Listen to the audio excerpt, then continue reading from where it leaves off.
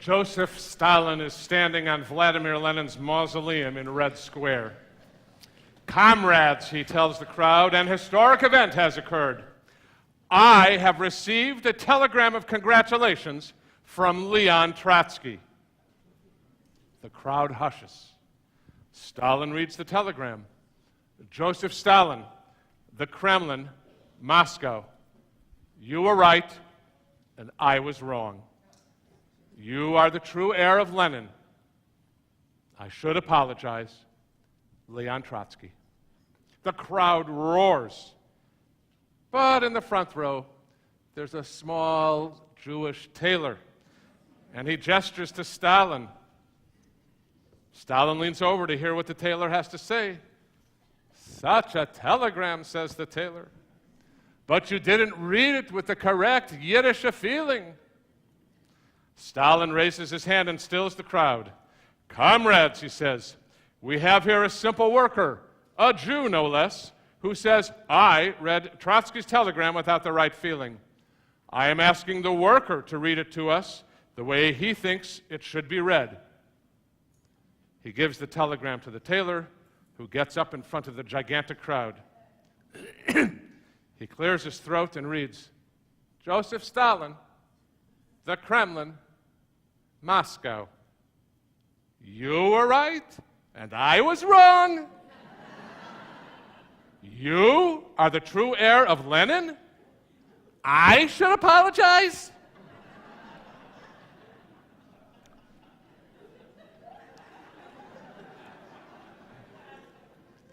It seems this time of year, the telegram we get is what's called the Jewish telegram. Start worrying. Details to follow. The message has been received loud and clear during the last year, a year of difficulty all around the globe for the Jewish people as anti-Semitism reared its ugly head. 77 different countries reported various degrees of anti-Jewish harassment, from discriminatory laws to social hostilities, vandalism to violent assaults. And that makes us worry here, as we are all connected to the Jewish people wherever we live. In Morocco, Rabbi Moshe Ohayon was beaten up by a young man. The chief rabbi's home was attacked in the Netherlands. Anti-Semitic slogans such as "Gas the Jews" popped up in protests in Germany. The Brussels Jewish Museum was the site of a shooting that left 3 dead.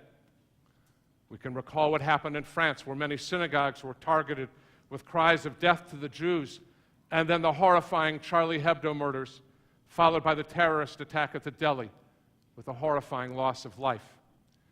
Shortly thereafter, Parisian Jews were trapped in a synagogue, fearing a pogrom, only saved by one simple cell phone call to the police. The result of these attacks has been the highest level of aliyah from France to Israel. There are now 7,000 Jews who are new citizens of Israel, whose native language was French. Now, some of these events stemmed from a response to the war in Gaza last year. But the comments are not about Israel or Zion. They rapidly turn against Jews as a whole. Prime Minister Manuel Valls of France has declared that this virulent hatred against Israel is a new variety of anti-Semitism in France.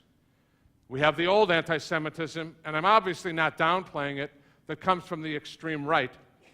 But this new anti-Semitism comes from difficult neighborhoods, from immigrants from the Middle East and North Africa who have turned anger against Israel into just a pretext. There is something far more profound taking place now. What is causing this loud, vociferous, intense, and sometimes bone-chilling anti-Semitism?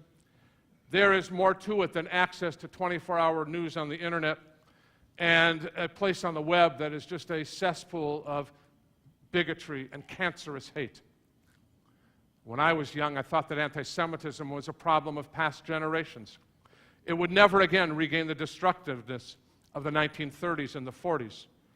Oh, sure, there might still be inappropriate jokes, but the hatred my father experienced getting beat up on the way to school in South Dakota, no, I thought that was forever of the past and not of the future. But today, anti-Semitism has taken on a different form. It's wrapped in the garb of anti-Israel rhetoric. The venom against Jews and Judaism is married to a hatred of Israel. Now, in ancient times, anti-Semites fixated on the Jewish observances of Shabbat, kashrut, and circumcision. Jews did not work on Saturday. They did not eat pork. They had strange and unusual customs. In medieval times, the blood libel was added to the lexicon of anti-Semitism. Jews, they said, sacrificed Christian children to use their blood to bake the matzah. Jews were responsible for the killing of Jesus. Riots and pogroms followed. Jews were murdered. In modern times, anti-Semitism metastasized into something even far more sinister and deadly. Jewish identity became racial. It was a matter of blood. It was not something a Jew could renounce by conversion or a rejection of Jewish grandparents or tradition. The Nazis argued that if a person had one Jewish grandparent, they were Jewish. Whether or not they were observant or even called themselves Jewish, they were marked for death. And now, much of the horrific anti-Semitism comes from people who are in Europe, but not of Europe. And so, sadly, all the age-old anti-Semitic tropes have been adopted by the Muslim world, where the blood libel has no connection to either its holy texts or its history. Want to see the anti-Semitic forgery, the protocols of the elders of Zion? It's a weekly TV show in Cairo.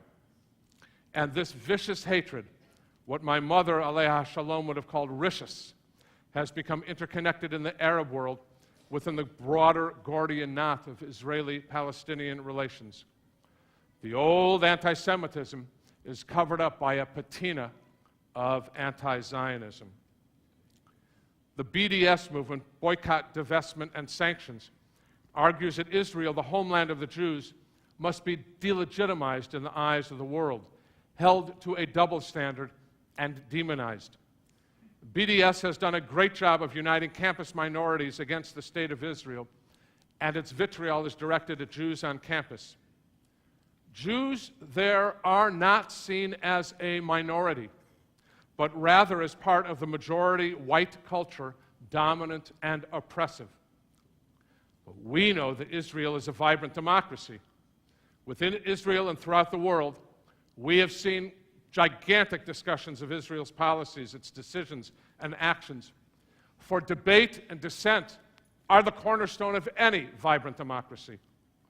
But when one attacks the legitimacy of the state of Israel, when one argues that Israel's very existence is illegal, when Jews are attacked openly in a student senate or swastikas on a frat house, this is anti-Semitism disguising itself as anti-Zionism, and it is rishus through and through. But in the world we live today, these actions have not been met with silence. The leaders of France, Germany, and Great Britain all spoke out against anti-Semitism. Our state assembly and Senate have passed laws opposing anti-Semitism on campus, and now the University of California Regents are debating hatred and anti-Semitism on campus. The United States has a special envoy in the State Department to monitor and combat anti-Semitism. Now, the basis for these changes is not only extraordinary Christian guilt after the Holocaust, but also the adoption of Nostra Aetate 50 years ago, a document meaning in our time. Convened by Pope John XXIII, the Second Vatican Council endorsed a change in the Church's 2,000-year-old relationship with the Jewish people. It cleared the Jews of responsibility for the death of Jesus, renounced its traditional claim that Jews had been rejected by God, condemned anti-Semitism, and called for mutual understanding and respect between Catholics and Jews. It helped greatly that the Pope was friends with Jews, and especially Abraham Joshua Heschel. As the Vatican's envoy to Turkey from 1935, John XXIII helped save the lives of thousands of Eastern European Jews facing persecution from the Nazis, including giving Hungarian Jews fake baptismal certificates. But he was not the only pope to have Jewish friends and be so helpful.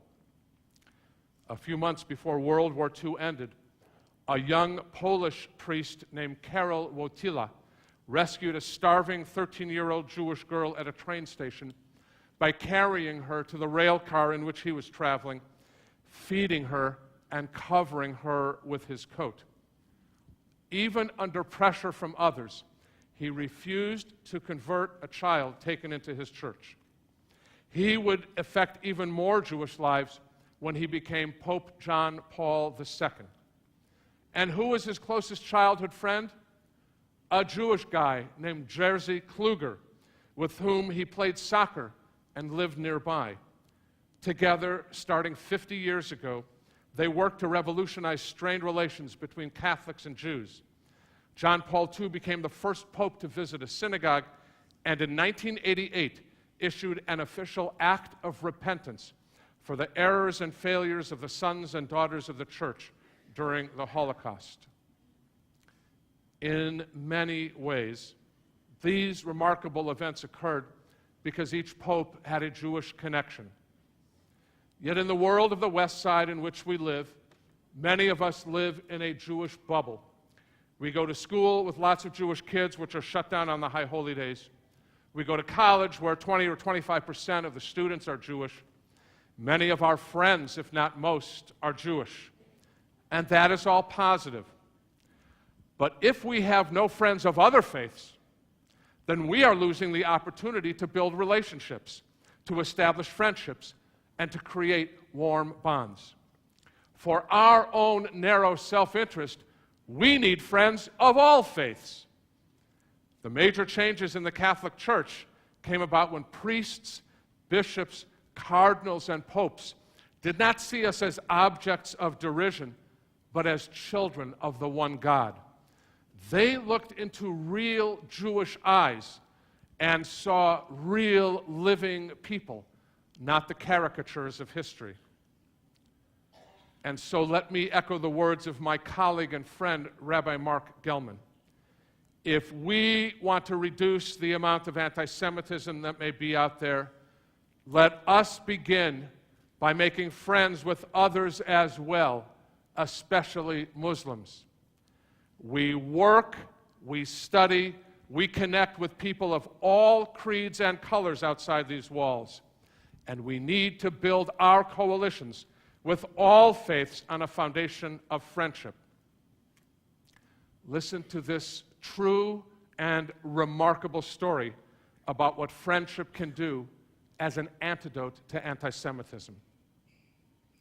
One Sunday morning in June 1991, Cantor Michael Weiser and his wife Julie were unpacking boxes in the kitchen of their new home in Lincoln, Nebraska, when the phone rang. The cantor heard a harsh and hateful voice say slowly and loudly, "You will be sorry you ever moved in here, Jew boy." Then the line went dead. Over the next few days, hate mail arrived from the Ku Klux Klan, and the police focused on a local Klan leader, Grand Dragon Larry Trapp. He was a 44-year-old loner, a diabetic, in a wheelchair, and a major link in the white supremacist movement. He had firebombed several African-American homes around Lincoln and burned the Indo-Chinese Refuge Assistance Center in Omaha. And at that time, he was planning to bomb Congregation B'nai Jeshurun, where Weiser was a spiritual leader. When the Grand Dragon started a radio show, Cantor Michael Weiser began to leave his own messages. "Larry," he said, "why do you hate me? You don't even know me. How can you hate me?" Another time, "Larry, do you know that the first laws the Nazis passed were against people like you who had physical deformities and physical handicaps?" One night he turned to his wife and said, "What am I going to do if the guy ever picks up the phone?" Julie said, "Tell him you want to do something nice for him. Tell him you'll take him to the grocery store or something. Anything, just to keep him talking and catch him totally off guard." Weeks later, as the cantor made the call, that voice he had recognized picked up the phone. "You are harassing me," said Larry Trapp. "What do you want? Make it quick." Michael remembered Julie's advice. Well, I was thinking you might need a hand with something, and I wondered if I could help. I understand you're in a wheelchair, and I thought maybe I could take you to the grocery store or something. Trapp slammed the phone down. And then at a visit to his eye doctor, Trapp felt his wheelchair moving. "I helping you on elevator," said a young female nurse from Vietnam. That evening, he found himself crying as he thought about his assaults on the Vietnamese community. "I'm rethinking a few things," he told Michael in a subsequent phone call. But a few days later, he was back in the groove on TV, shrieking about kikes and half-breeds and the Jews' media. Furious, Michael called Trapp, who answered his phone. "It's clear you're not rethinking anything at all." In a tremulous voice, Trapp said, "I'm sorry I did that. I've been talking trash like that all of my life. I can't help it. I'll apologize." The next day, the Weissers' phone rang. "I want to get out," Trapp said, "but I don't know how." Michael suggested that he and Julie go over to talk in person and break bread together. Trapp hesitated, then finally agreed and let them in. When they met, Larry began to sob. "I'm so sorry for all the things I've done," he said. Michael and Julie put their arms around Larry and hugged him. Overwhelmed by emotion, they all started crying, all of them. And on November 6, 1991, the Grand Dragon of the Ku Klux Klan, Larry Trapp, resigned from the Klan and quit all other racist organizations. He apologized to the many people he had threatened by writing letters, and he said, "I wasted the first 40 years of my life causing harm to other people. Now I've learned we're only one human race." On New Year's Eve, Trapp learned he had only 1 year left to live. That night, the Weissers invited him to move into their home, and he did so. They converted their living room into his bedroom, where they cared for him. He began to listen to Gandhi and Martin Luther King and read the Jewish books that were on the cantor's wall in the living room. Larry Trapp converted to Judaism in the very synagogue he had planned to blow up.